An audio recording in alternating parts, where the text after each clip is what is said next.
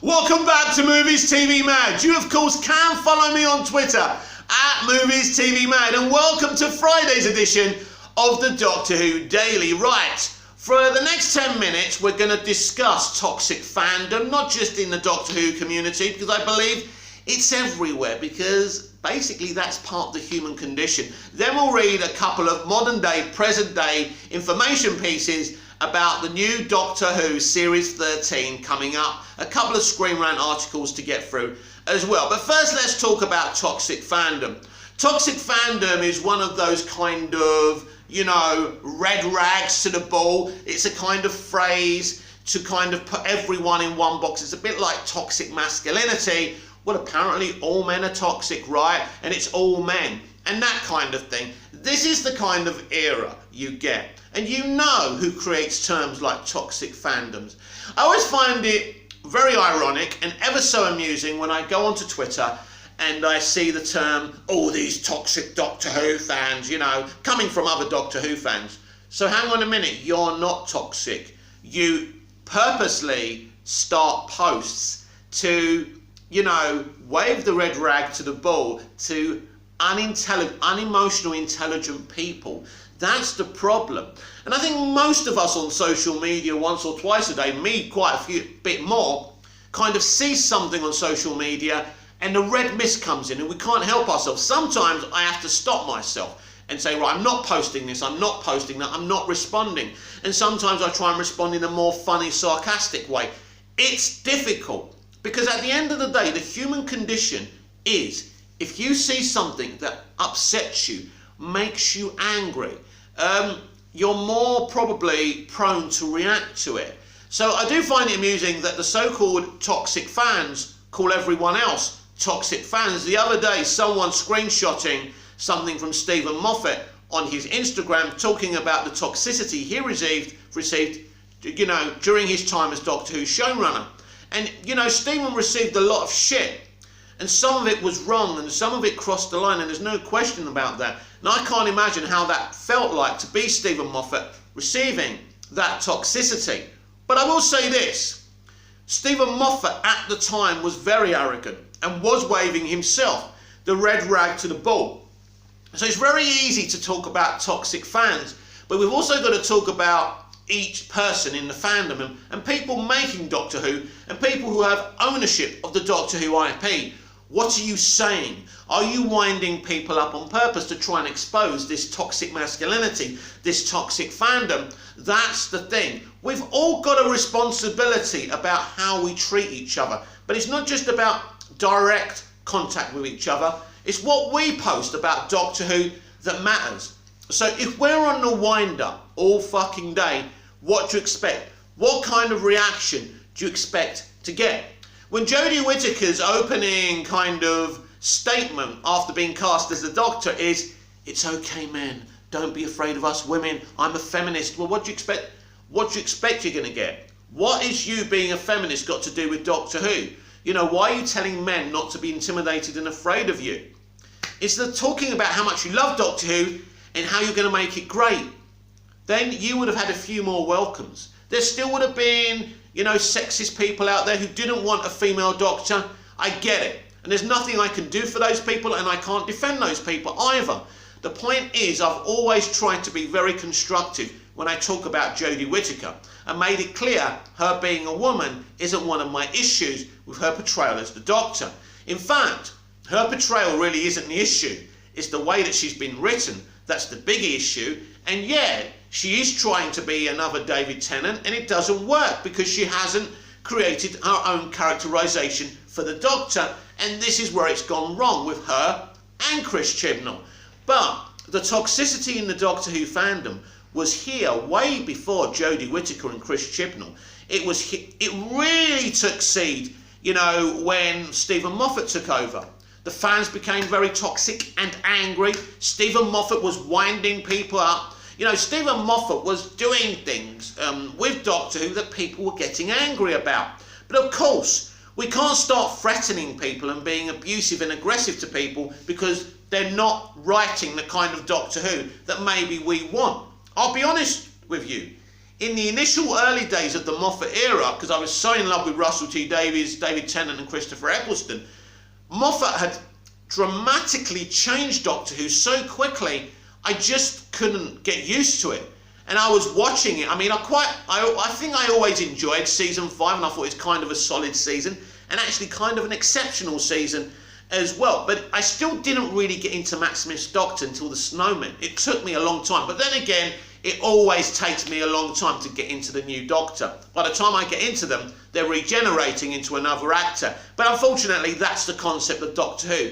You either have to accept that, or you have to kind of move on from Doctor Who. The Doctor changes. The Doctor regenerates. It's a fact of the show.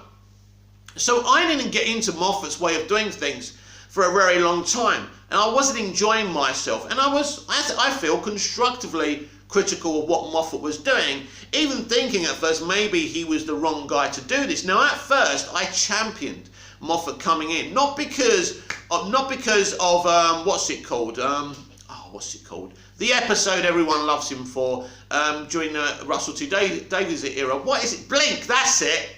I always forget things, don't I? Getting old. But yeah, I think Blink's okay, especially for a Doctor Light episode. But I don't think it's. Listen, I'll say right here and now, I think Blink is incredibly overrated.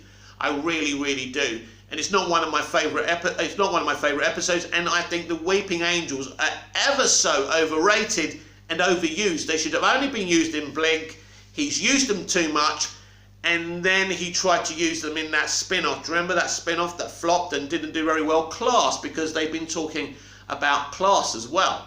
But anyway, Class, I didn't like Class. Class really didn't have much of a connection to the Doctor, apart from Capaldi turning up at the beginning of the series, and was it at the end of series as well. So I was never, in its own right, it was kind of a cool show for kids. But yeah, it didn't work because Torchwood had a direct link to Doctor Who through Captain Jack. The Sarah Jane Adventures had a direct link, characters that we loved. That's why they worked as spin-offs. This really, apart from a couple of Capaldi, cameos, had no connection to the Doctor or that universe, and that's why it never worked. Doctor Who fans weren't invested to watch it. But anyway, so if we get back to toxic fandoms, because they're everywhere. Listen, if you're new to the internet and you don't understand, people can be very nice, very angry, very abusive, very rude. We are everything. We are not just nice. We are not just bad. And I think some of you calling out toxic fandoms don't get that, because I see you, the very people who talk about kindness and compassion, talking about toxic fandoms and, kind of withdrawing yourself from that, toxic fandom by saying those things. Well, I'm a positive Doctor Who fan. You're not. I see what you say. You put down men, you put down boys, you say this, you say that. And how is that positive? You think that's being positive? So then you call out toxic fandoms, and then you say, well, it ain't do with me, Guff. I'm not toxic. What are we going to do about these toxic fans? Toxic people are everywhere, but toxic people can also be positive people. We are everything. We are all different things. That's the point that I'm making here. And the more I hear about this, toxic fans, it was like during the Doctor Who lockdown. Oh, those other fans, those toxic fans. Why are they toxic? Because they don't like the new iteration, because they're bringing in criticism about that iteration, and it doesn't sit well with you because maybe you think a female lead should never be criticised because she's a woman and she's purer than the driven snow. Is that what you think, that we can't criticise an iteration of Doctor Who because a woman's been cast in that position? No. Women are as fallible as men and any other, kind of way people identify as. And to say that because a female is starring in a role that's been around since 1963 and we can't criticise that because she's breaking the glass ceiling, I think that's the problem. This was a very, very controversial decision to cast a female Doctor. I don't think it should be a controversial decision as long as it's a great person playing the role and it works, but it didn't. And that brought other people into the discussions and the arguments. But as I say, there was toxicity within the Doctor Who universe of fandoms for a very long time before Jodie and Chris got involved. with Doctor Who, and I saw it. I remember being part of the groups on Facebook and then saying something, and then someone coming into my inbox in Facebooks and threatening me. I mean, I don't take death threats on the internet seriously, because you're on the internet, God knows where you are, you ain't going to find me, you ain't going to do that to me, so I'm relaxed, and if you do, you do, I won't know much about it. But that's life, isn't it? People get angry. People get angry on the internet because we're all flooding each other with our own hot takes and opinions. What do you think's going to happen? So, when you talk about toxic fandom, don't think that lets you off the hook. Just because you're calling out toxic fandom, it doesn't mean you're not toxic. Doctor Who Season 13 premiere titled The Halloween Apocalypse. The premiere episode of Doctor Who Flux, Jodie Whittaker's final season and the show's 13th overall, will be titled The Halloween Apocalypse by Brendan Klein of Screen Rant. The premiere episode of Doctor Who Flux now has an official title. Flux is season 13 of the reboot series. It's not a reboot! Which began in 2005 under the auspices of showrunner Russell T Davies. The show is a continuation of the classic science fiction series about a Time Lord with the ability to regenerate their form using a time machine in the shape of a police call box to have various adventures. The first Doctor Who series originally ran for 26 seasons from 1963 to 1989.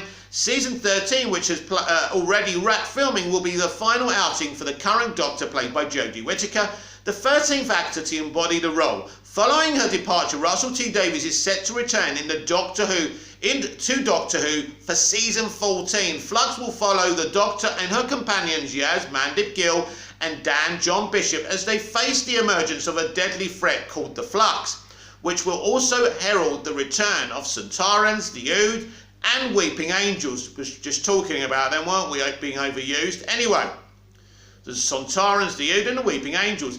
And as well as the new monsters like Ravagers, the show will also feature Chewbacca-esque dog alien called Carbonista. On Doctor Who's official Twitter account, the BBC has confirmed the title of the season's premiere episode, Chapter 1 of the 6-chapter season, which comes out on October the 31st, will be appropriately titled The Halloween Apocalypse. Currently, no further plot details have been revealed, though with just 10 days before the premiere, it's likely new information will be released soon. Check out the post below. The title of Chapter 1 of Doctor Who Flux is here. Get ready for the Halloween Apocalypse on the 31st of October. Chapter 1, The Halloween Apocalypse. This will mark a major holiday milestone for the series, which typically has specials centered around Christmas or New Year's celebrations. This makes sense because Halloween is much less prominent holiday in the UK. So funny actually, if you notice something, they've got a Halloween fucking special, but they won't have a Christmas Day special, and we all know why.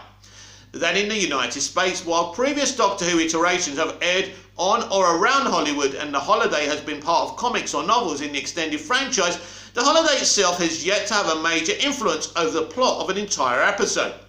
This season, Doctor Who Flux certainly looks to be gearing up to give Whittaker a proper send-off, in addition to giving her a victory lap around some of the best material previous episodes have had to offer. Victory lap. As I keep on saying, don't you have to win to have a victory lap? They're allowing her to introduce a jam-packed roster of new monsters and characters to the universe. Giving her the show's inaugural Halloween episode is another way to make this season special before their fond farewell, if you say so. Right, the thing is with Doctor Who Flux, we've seen a very good trailer, but we really don't know what the fuck it's about. We know lots of shit's coming from the universe, and it's a universal threat, it's universal destroying, but that's all we know. Because Chris Chibnall doesn't like to share much, he's not a spoiler, he doesn't like lots of trailers, he doesn't like teasing people, this is it. I am kind of excited for season 13, I do think it will be good, but I think in this day and age, people do expect more marketing and do expect to know a little bit more about what's going to happen in the upcoming series. Really, I'm old-fashioned, you should just wait to see the fucking thing, right? But unfortunately, we do live in different times. I just said Chris Chibnall doesn't tease anything or give much information. This is actually funny. Doctor Who Season 13 has secret guest stars for Flux. Doctor Who showrunner Chris Chibnall has revealed that the latest season, Flux, has secret guest stars that he's deliberately keeping quiet. Oh, this is classic Chibnall. I'm going to give you a little tease, but I'm not going to tell you anything. I know something you don't know. It's hilarious by Paddy Wilson of Screen Rant. Doctor Who's Chris Chibnall teases that Doctor Who Flux will include some as yet unrevealed guest stars. Flux stars Jodie Whittaker as the 13th Doctor in her final full season in the role, while showrunner and head writer Chibnall takes the reins before he bows out alongside his lead actor. Whittaker will star in 3 further specials after Flux, while Russell T Davies, who successfully rebooted the show in 2005, will then be returning as showrunner after Chibnall's departure. I'm excited about Russell coming back. I'm not excited about Screen Rant. Keep on saying the 2005 revival is a reboot. It's not. Chibnall and the BBC recently announced a new raft of guest cast members of Doctor Who Flux, familiar to British audience. The guest stars include the End of the Fucking World Steve Oram line of duties Rochenda Sandel and Small Axe's Sam Sproul, among others. While the list of 8 additional guest stars is longer than for any other season of Doctor Who, it seems that there might be even more popping up than have been announced. Speaking with RadioTimes.com, Chibnall says that the guest stars would get more time than they usually would in just a single episode. Wow! He also revealed, however, that the announced list does not include everyone. Running through the new guest stars for the series, he joked that while he was forgetting some of them, he was also leaving some names out deliberately. Read the full quote below. There are some really fantastic actors you get to see a bit more of them than you normally would in just a single episode. Some people we might not want to say, I'm sure I'm leaving some people out. Well, I know I'm leaving some people out deliberately, but I'm also sure that I'm forgetting people as well. But that's not very good, is it, Chris? Disrespecting your artists by forgetting them. Although, you know me, I forget names all the time. I even forgot the name of the episode Blink, didn't I? But anyway, yeah, he's purposely, this is typical Chibnall. I know something you don't know, I'm not going to tell you, and you have to watch to find out. So, obviously, Jo Martin, as the Jo Martin Doctor, will reappear at some point in this series, and so will Sacha Dhawan's Master.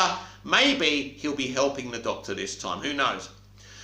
More than 18 months after the end of the controversial Season 12, Season 13 of the longest-running sci-fi show will hit screens this Halloween.